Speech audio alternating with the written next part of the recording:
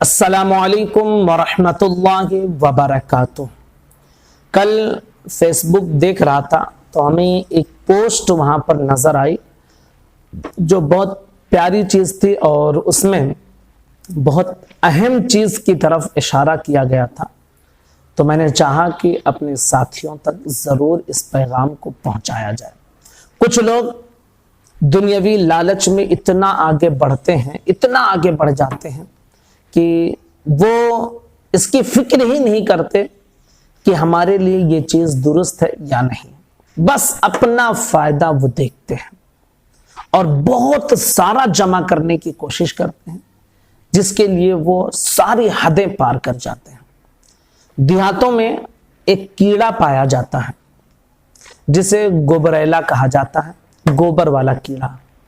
وہ ایسا کیڑا ہے کہ جسے گائے، بھینس، بیل ان سب کے گوبر کی بو بہت زیادہ پسند ہے، اور اسی وجہ سے وہ ہر صبح اپنی سوراخ سے نکلتا ہے اور گوبر جس طرف ہوتا ہے اس کی بو اسے محسوس ہوتی ہے، وہ ڈھونڈتا ہے اور پہنچتا ہے، اور دن بھر وہ کیڑا گوبر جمع کرتا ہے۔ آپ نے خود دیکھا ہوگا، جو دیہاتوں میں رہتے ہیں انہوں نے دیکھا ہوگا کہ وہ ایک گولا بنا لیتا ہے، گوبر کا ایک گولا، اور اسے بڑی محنت سے جہاں جمع کیا ہے وہاں سے دھکیلتے ہوئے اپنے سوراخ، اپنے مکان تک پہنچتا ہے۔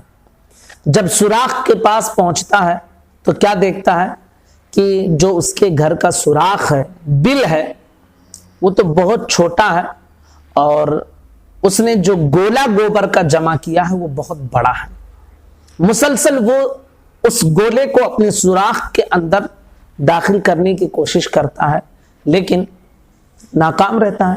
بھائی کوئی چیز ہے، اب اس کی سوراخ اتنی بڑی ہے اور اس نے اتنا بڑا گولا بنا لیا ہے تو کہاں سے اس سوراخ میں جائے گی؟ تو وہ مسلسل دن بھر جمع کیا، اسے ڈھکیل کر لے کر آیا اپنے مکان کے پاس، اپنے سوراخ کے پاس، لیکن جب اسے سوراخ میں ڈالنے کی کوشش کر رہا ہے تو نہیں جا رہا ہے۔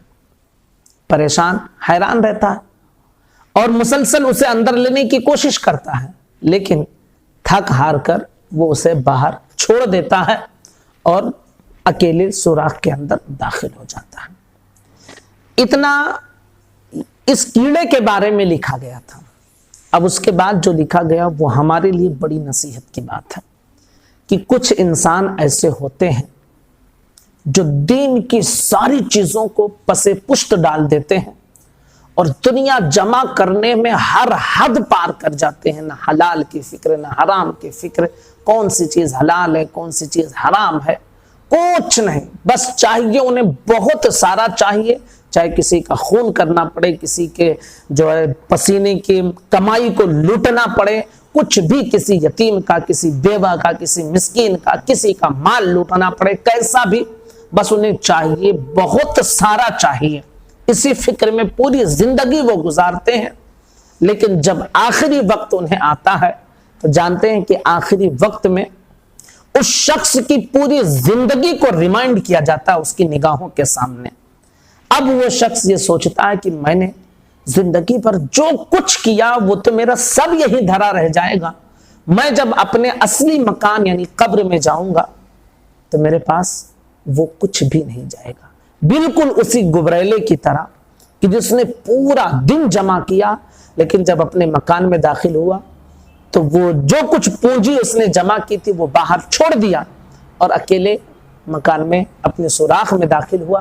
ایسے ہی وہ انسان جسے دین کی کوئی فکر نہیں ہوتی ہے اور حلال و حرام کی کوئی فکر نہیں، بس چاہیے بہت زیادہ، وہ انسان اسی طرح افسوس اور ہاتھ ملتا رہتا ہے کہ میں نے زندگی بھر سب کچھ کر لیا لیکن خالی ہاتھ جا رہا ہوں۔ اس لیے ہمارے لیے یہ ضروری ہے کہ جہاں ہم اپنے بال بچوں کے لیے، اپنے لیے دنیا میں رہ کر بہت ساری چیزیں ہم کماتے ہیں اور بزنس کرتے ہیں، دکان چلاتے ہیں، تو ہمیں اس کے ساتھ ساتھ یہ بھی ضروری ہے بھائی، دنیا میں رہنے کے لیے، کھانے پینے جینے کے لیے اسباب ہمیں تلاش کرنی پڑیں گے، لیکن اس کے ساتھ ساتھ ہمیں اپنی آخرت کے لیے بھی بہت ساری چیزیں جمع کرنی ہیں، کیونکہ دنیا جو ہم نے کمائی کھائے پیے اور جو کچھ بچا وہ وراثت میں تقسیم یہی چھوڑ جائیں گے. لے کر ہم کیا جائیں گے؟ جو ہم نے اپنے اچھے اعمال، اچھے کرم جو ہم نے کیے ہوں گے وہ ساری چیزیں ہم لے کر جائیں گے. ہماری نمازیں ہمارے ساتھ جائیں گی، ہمارا علم ہمارے ساتھ جائے گا. ہم نے اگر کسی کی مدد کی ہے تو وہ ہمارے ساتھ، اس کا فائدہ ہمیں ملے گا.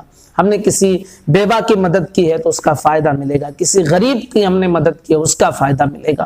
تو یہ جو اچھائیاں ہم دنیا میں کرتے یہ ہمارے ساتھ جائیں گی. باقی دنیا کی ساری چیزیں ہم اسی جگہ پر چھوڑ کر چلے جائیں گے.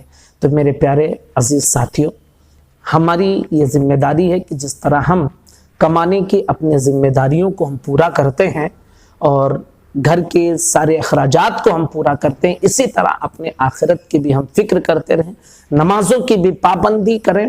دن میں ہم بہت سارا ٹائم اپنے لیے دیتے ہیں. اگر 5 نمازوں کا وقت ہم ملا لیں تو 1.5 سے 2 گھنٹہ ہوتا ہے.